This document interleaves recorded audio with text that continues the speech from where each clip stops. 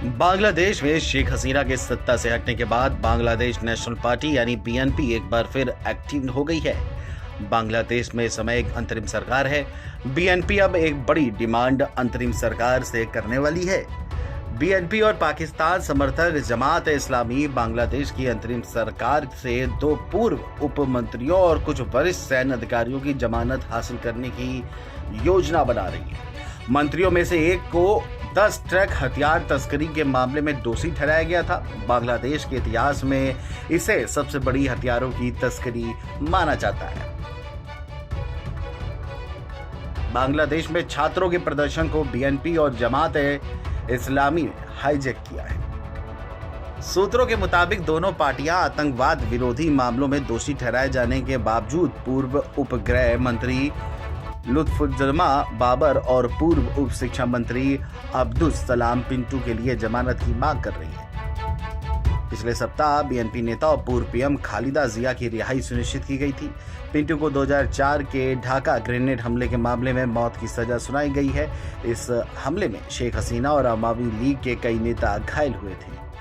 वहीं बीएनपी के कार्यवाहक अध्यक्ष तारिक रहमान जो वर्तमान में लंदन में हैं, उन्हें भी हमले का जिम्मेदार ठहराया गया था। बाबर की बात करें तो 2004 में वह बीएनपी जमात सरकार में डिप्टी गृह मंत्री थे। उस दौरान उन्होंने चटगांव बंदरगाह के जरिए 10 ट्रक हथियारों की तस्करी की कोशिश की थी।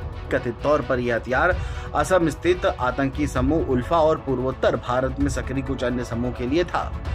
2001 से 2006 के बीच बीएनपी जमात सरकार सत्ता में थी तथा तब कथित तौर पर पूर्वोत्तर के अधिकांश विद्रोही समूह बांग्लादेश के इलाके से संचालित होते थे।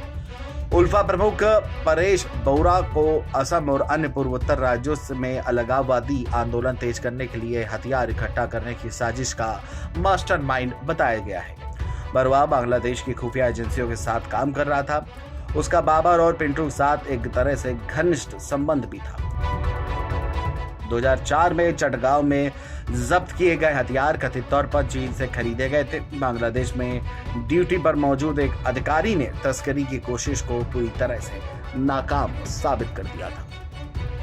अब सवाल यह उठता है कि क्या बांग्लादेश अंदर ही अंदर भारत के खिलाफ साजिश रच रहा है, क्योंकि वह भारत से सामने से टक्कर नहीं ले सकता। इसकी वजह यह है कि भारत उसका हुक्का पानी बंद कर देगा, यानी तीस्ता जल समझौते के तहत पानी बंद हो सकता है और दूसरा बिजली बांग्लादेश की भारत से ही जाती है। तो सवाल यह उठता है कि आखिर क्या फिर बाहर की कुछ विदेशी शक्तियां के तहत बांग्लादेश अंदर ही अंदर साजिश रच रहा है, क्योंकि हिंदुओं पर अत्याचार करना भी किसी साजिश से कम लगता नजर नहीं आ रहा है। अब देखना यह होगा कि बीएनपी जिन 2 नेताओं के जेल से बाहर निकलने की अपील कर रहा है, क्या अंतरिम सरकार उसकी इस अपील को मानती है।